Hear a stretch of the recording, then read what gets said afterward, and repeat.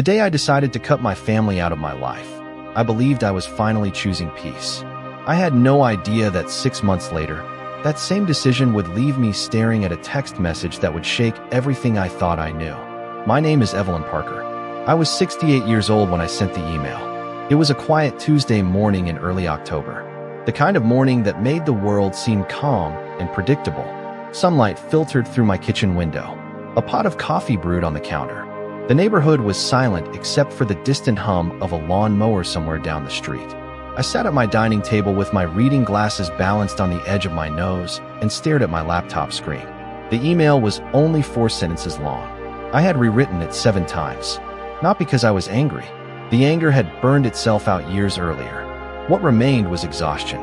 The kind that settles into your bones after too many disappointments. Too many canceled visits. Too many forgotten birthdays.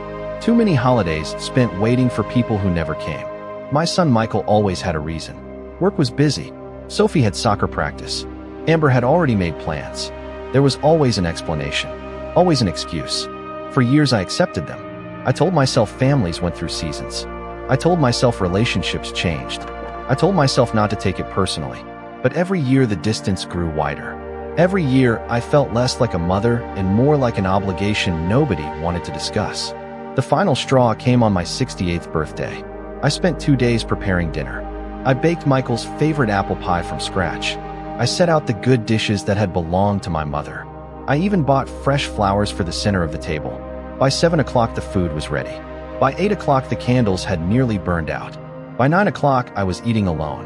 The next morning I opened social media and saw photographs from a family outing at a lake resort less than 30 miles from my house. Michael was smiling. Amber was smiling. Sophie was smiling. Everyone looked happy. Everyone except the person who had not been invited. Something inside me finally gave way. Not dramatically. Not all at once. More like a rope snapping after years of straying. 3 weeks later I sent the email. I told them I loved them. I told them I wished them well. I told them I would no longer reach out. Then I pressed send. No reply arrived that day, or the next, or the week after. Silence filled the space where hope used to live. Strangely, the silence felt good. The first month was difficult. The second month became easier. By the third month, I stopped checking my phone every hour. I joined a local book club. I started taking morning walks around the lake. I planted tomatoes in my backyard. Little by little, I began building a life that did not depend on anyone calling me back. I convinced myself I had done the right thing. I convinced myself I was healing. Then one rainy afternoon in April, while I was folding laundry in my bedroom, my phone buzzed. I almost ignored it. Most messages were advertisements or appointment reminders. But when I glanced at the screen, my heart stopped. The message was from Sophie, my 15-year-old granddaughter. I had not heard from her in over 6 months. My hands trembled as I opened it. The text contained only 7 words. 7 simple words that changed everything. Grandma, why did you stop loving us? I read the message 3 times before I could breathe normally again. The laundry basket slipped from my hands and landed softly on the carpet. For several seconds, I simply stared at the screen. Grandma, why did you stop loving us? The words did not make sense. Not because they were complicated, but because they were impossible. I had spent my entire life loving my family. Even when they disappointed me. Even when they forgot me. Even when they made me feel invisible. Love had never been the problem. My thumb hovered over the keyboard. I wanted to answer immediately. I wanted to call Sophie. I wanted to explain everything. But something stopped me. A quiet feeling deep in my chest. A feeling that told me there was more to this story than a teenager's question. I set the phone down on the kitchen counter and made myself a cup of coffee. The rain tapped gently against the windows. The clock above the stove ticked steadily. I stood there holding the warm mug and replayed the last 6 months in my mind. I had never told anyone I stopped loving them. My email had said the opposite. I remembered every word. I told them I loved them. I told them I wished them happiness. I simply said I would no longer be the one reaching out. That was all. So why would Sophie think otherwise? I picked up the phone again and carefully typed a reply. Sweetheart, I never stopped loving you. I never could. Why would you think that? The message showed as delivered. Then I waited. 10 minutes passed. 20. An hour. Nothing. The silence felt different this time. Heavier. By evening, I was sitting in my living room watching the rain darken the backyard when my phone finally buzzed again. Sophie had answered. Because Dad said you wanted nothing to do with us anymore. I felt my stomach tighten. Michael said that? I read the sentence again. Then again. It sounded wrong. Not because Michael and I had a perfect relationship. We did not. But even at our lowest points, he knew how much I loved Sophie. He knew that better than anyone. I walked to the bookshelf in my den and pulled out an old photo album. There was Michael at age 8 holding a fishing rod twice his size. Michael at 12 grinning beside a snowman. Michael on his college graduation day. I ran my fingers across the photographs. The years had moved so quickly. Somewhere between those pages and the present day, something had broken. The question was when and how. As I sat there, another memory surfaced. A Christmas dinner 3 years earlier. Michael had promised they would arrive by 4 o'clock. They never came. Later, Amber told me there had been a scheduling mix-up. At the time, I accepted the explanation. Then I remembered a birthday lunch that was canceled at the last minute. Another misunderstanding, according to Amber. Then a family barbecue. Another mix-up. One memory after another drifted back into focus. Small moments. Tiny disappointments. Individually meaningless. Together, they formed a pattern. And for the first time, I found myself wondering whether the distance between us had really happened by accident. That night, I barely slept. The question kept circling through my mind like a song that refused to end. Why would Michael tell Sophie that I wanted nothing to do with them? The next morning, I woke before sunrise and sat on my back porch with a blanket around my shoulders and a cup of coffee cooling in my hands. The air was crisp. A few birds moved between the trees at the edge of the yard. Everything looked peaceful, yet my thoughts felt louder than ever. I opened my phone and read Sophie's messages again. There was no anger in them, no accusation, only confusion. That was what troubled me most. Confusion usually grows where information is missing, or where someone has been given the wrong story. Around mid-morning, I sent another message. This time I kept it simple. I told Sophie that I loved her very much and that I would always be happy to hear from her. A few minutes later, she replied with a heart emoji and a short message saying she missed me. I smiled for the first time in days. Then another thought arrived. If Sophie missed me, why had she never reached out before now? She was old enough to send a text, old enough to make a phone call. Unless she believed I did not want to hear from her. Unless someone had convinced her that I was the one who walked away from the family completely. The more I thought about it, the less sense the last few years made. I remembered dozens of little moments I had dismissed at the time. Invitations that never arrived. Family events I learned about afterward. Phone calls that seemed strangely rushed whenever Amber answered. At first I blamed myself. Maybe I was being too sensitive. Maybe I expected too much. That was what I had told myself for years. But now I was not so sure. Later that afternoon, I pulled out an old storage box from the hall closet.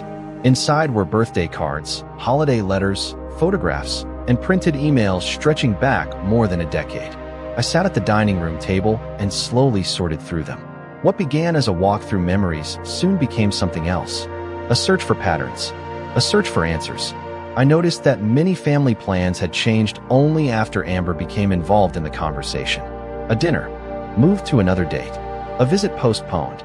A holiday gathering relocated. None of it seemed suspicious by itself, but together it painted a picture I had never noticed before. Then I found something that made me stop.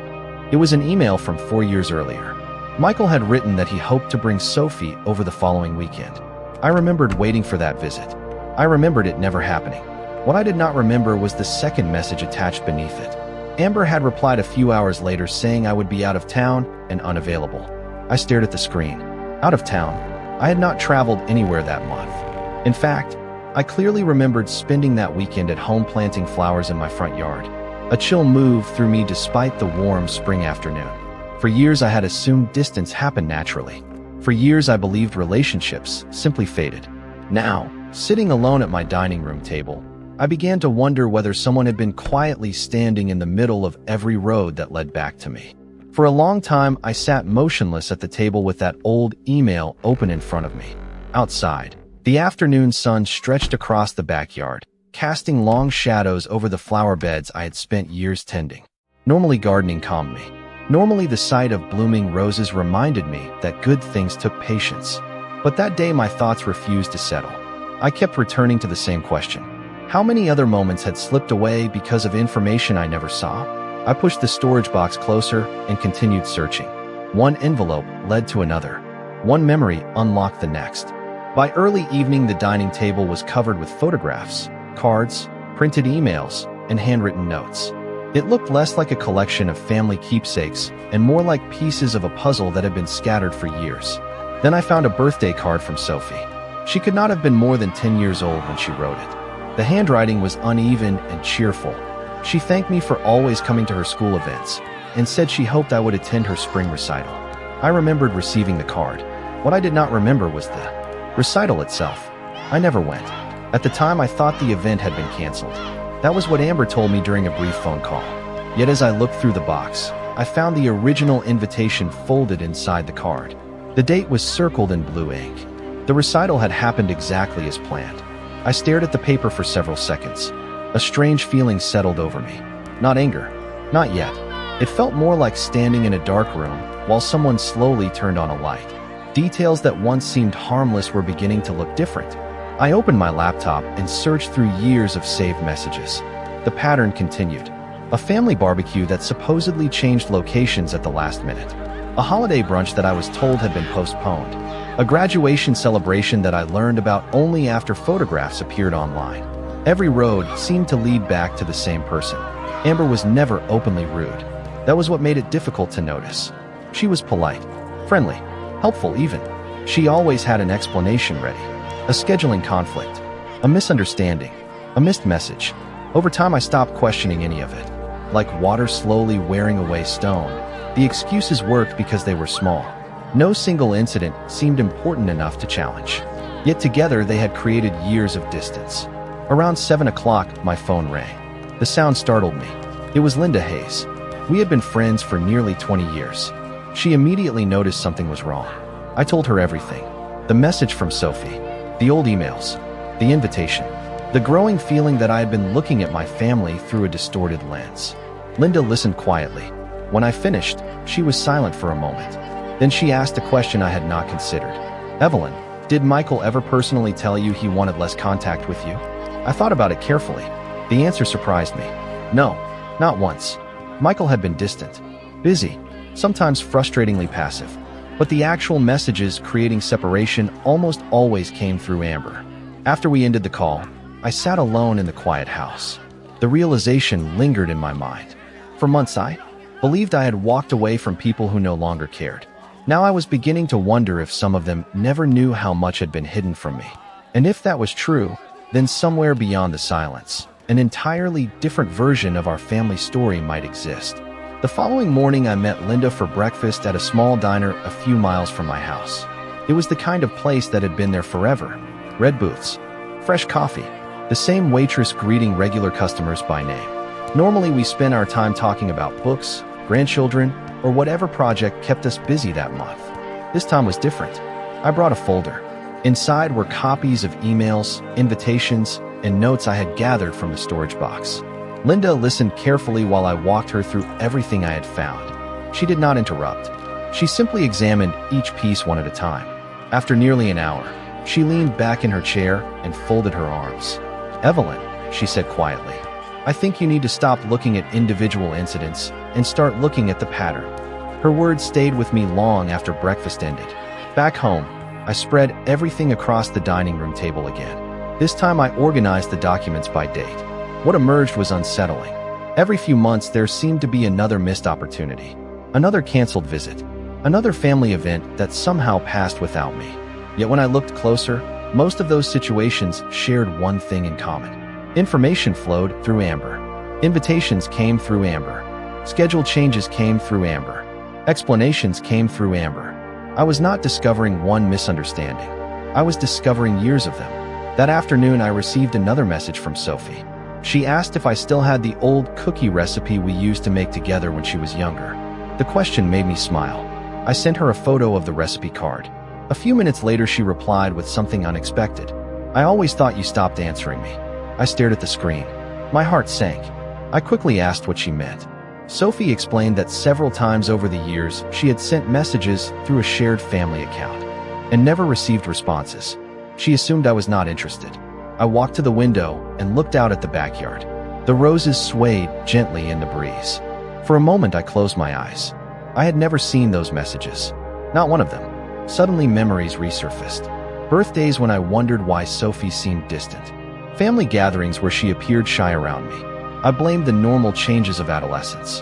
Now I was not so sure. The possibility that she believed I ignored her hurt more than all the missed dinners and forgotten holidays combined. Later that evening, I sat in my living room with a legal pad and began writing down everything I knew for certain. Facts, not assumptions. The list grew longer than I expected. Dates, emails, invitations, conversations. By the time I finished, one truth became impossible to ignore. The distance between me and my family had not appeared overnight. It had been built gradually, one small misunderstanding at a time. Whether intentional or not, those misunderstandings always seemed to point in the same direction. Yet another realization troubled me even more. During the 6 months I stayed silent, I had unknowingly helped that distance grow wider. By stepping away completely, I left an empty space others could fill with their own explanations. And if Sophie believed I abandoned her, perhaps she was not the only one. For the first time since sending that email, I began to wonder whether walking away had solved nothing at all. Perhaps it had only hidden the real problem from view. Over the next few days, I stopped searching for dramatic revelations and focused instead on understanding the quiet damage that had accumulated over the years. Every morning, I sat at the same dining room table with my notebook, my coffee, and the growing collection of messages and documents spread before me. The more I examined them, the more uncomfortable the truth became. I had spent months believing I was protecting myself. I told myself that stepping away was an act of strength. I told myself that silence would finally bring peace. In some ways it had. The constant disappointment was gone. The endless waiting was gone. The ache of checking my phone and finding nothing was gone. But something else had happened while I was enjoying that peace. A story about me continued to grow without my knowledge. One afternoon, Sophie sent me a photograph of a science project she had completed at school. We exchanged a few friendly messages. Then she casually wrote something that stayed with me for the rest of the day. She said she was happy I was talking to her again because everyone thought I wanted to be left alone forever. I read the sentence twice, then a third time. Everyone thought. Not just Sophie. Everyone. I set my phone down and stared out the window. The sky was clear. Children were riding bicycles down the street. A delivery truck stopped at a neighbor's house. Ordinary life continued around me while a painful realization slowly settled into place. During the 6 months I had disappeared from family life, nobody had heard my side of the story. Nobody knew what I had written in that email. Nobody knew that I never stopped loving them. They only knew what they had been told. The thought was difficult to accept because it forced me to confront my own role in what happened. I had not created the misunderstandings. I was increasingly certain of that. But by withdrawing completely, I had unknowingly given those misunderstandings room to grow. Silence has a strange way of doing that. Empty spaces rarely stay empty. People fill them with assumptions, explanations, narratives that make sense from where they stand. That evening, Linda called to check on me. As we talked, I shared what Sophie had said. Linda listened quietly before answering. Evelyn, sometimes when good people get tired, they stop defending themselves. The problem is that the story keeps moving without them. Her words hit me harder than she probably intended. After the call ended, I walked through my house, turning off lights one room at a time. The family photographs on the hallway wall seemed different now. For months, I believed the distance proved nobody cared enough to reach out. Now I wondered whether some of them had been waiting for me to return while believing I had rejected them. The irony was impossible to ignore. The decision that was supposed to free me from years of hurt had accomplished something else entirely. It had made me invisible, not because I vanished from their lives, but because it allowed other voices to define who I was and why I left. As I stood in the quiet hallway, I finally understood the mistake. The problem had never been solved. It had merely been hidden beneath silence. And if I wanted the truth to surface, I would have to step back into the story myself. 3 days later, Sophie sent me another message. This one was different. She told me she had a piano recital the following Saturday afternoon at her high school auditorium. Then she added a sentence that made my heart race. I wish you could come. I stared at the screen for a long time. It was a simple invitation, nothing dramatic. Yet it felt like the first bridge extended across a canyon that had been growing wider for years. My fingers hovered above the keyboard before I finally replied. I would love to come if you are sure that is what you want. Her response arrived almost immediately. I am sure. For the rest of the week, I thought about little else. Part of me was excited. Another part was terrified. I had not seen Michael in person for more than 6 months. I had not seen Amber either. The possibility of an awkward encounter lingered in the back of my mind. Still, every time doubt appeared, I remembered Sophie's message. I wish you could come. On Saturday morning, I woke earlier than usual. The sky was bright and clear. I spent extra time choosing what to wear, eventually settling on a navy blue blouse and a light gray jacket. Nothing fancy, just something that made me feel confident.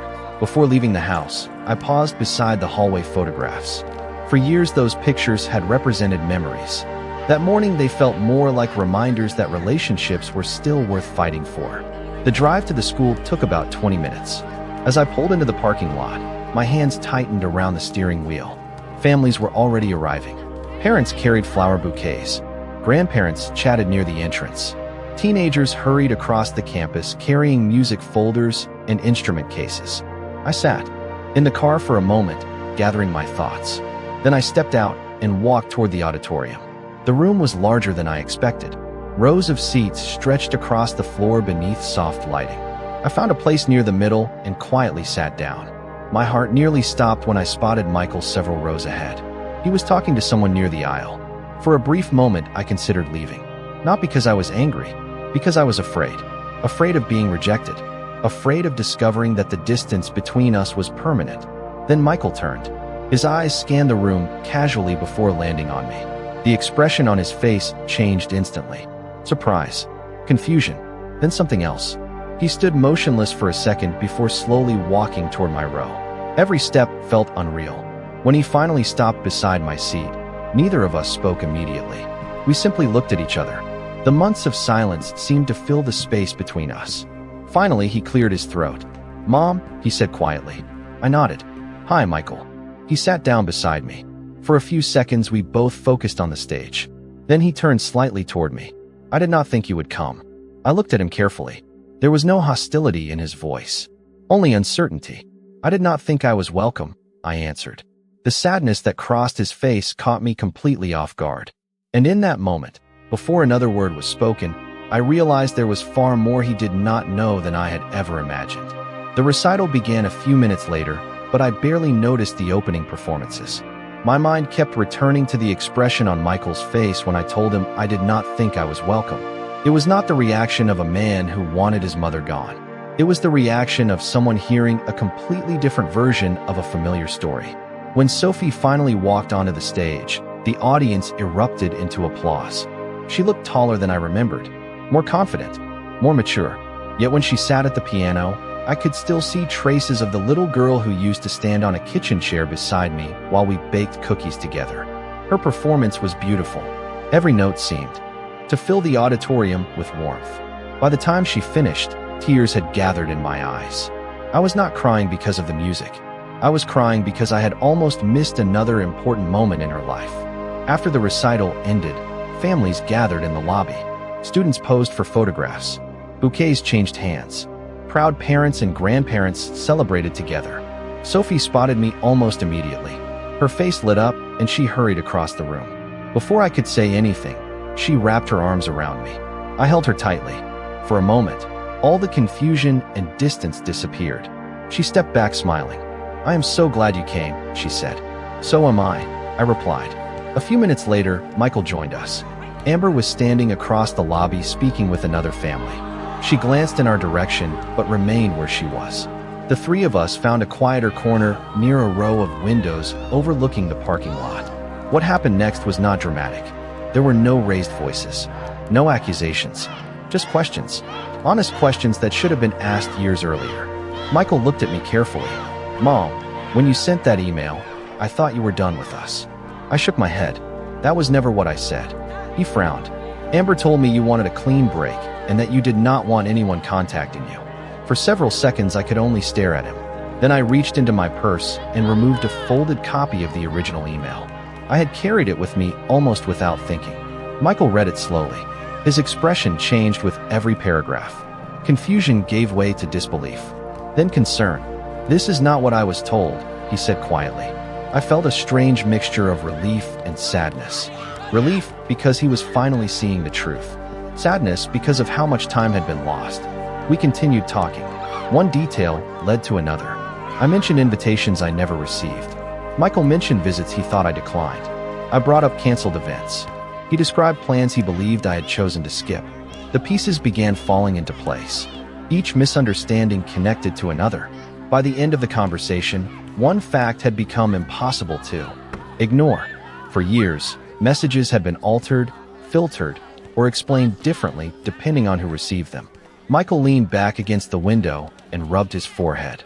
The certainty he once carried was gone. In its place stood a man realizing that the story he trusted might never have been complete. The weeks that followed were not filled with dramatic confrontations or sudden miracles. Real life rarely works that way. Instead, they were filled with conversations. Careful conversations. Honest conversations. The kind that should have happened years earlier. Michael called me 2 days after the recital. Then again the following week. Sometimes we talked for 10 minutes. Sometimes for an hour. We discussed old memories, recent events, and eventually the misunderstandings that had piled up between us over the years. More than once he admitted that he had accepted information without questioning it. More than once I admitted that I had withdrawn instead of asking difficult questions. Neither of us could change the past. But for the first time in a very long time, we were looking at the same facts. Sophie became a regular part of my life again. She sent photographs from school. I shared recipes and gardening tips.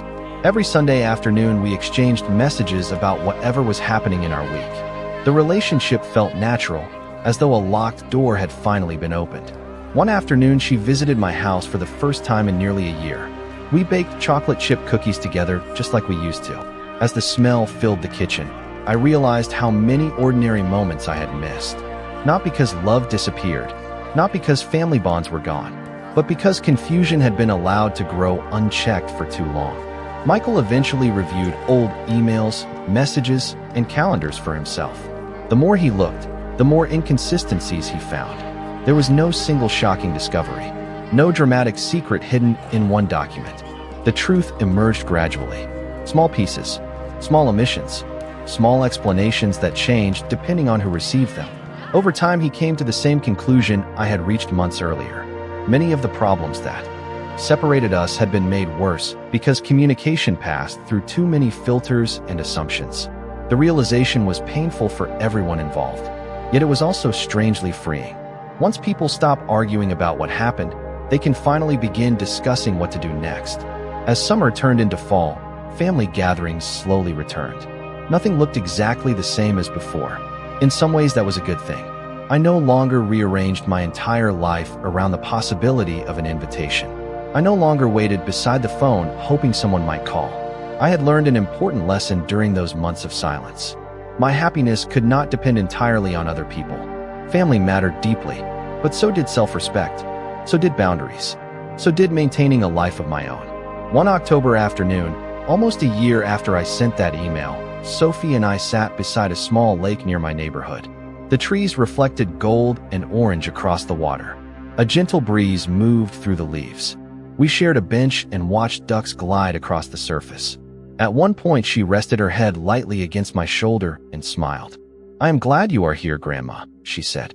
I smiled back. I am glad too. As I looked across the lake, I thought about everything that had happened. The loneliness, the assumptions, the silence, the mistakes made by others, and the mistakes made by me. In the end, the greatest lesson was surprisingly simple. Walking away may create distance, but distance rarely creates understanding. Understanding begins when people are willing to speak honestly and listen carefully. I did not get back the years that were lost. Nobody could give those back. But I gained something just as valuable: clarity, peace, and a chance to move forward without carrying the weight of old misunderstandings. For the first time in a long while, that felt like enough.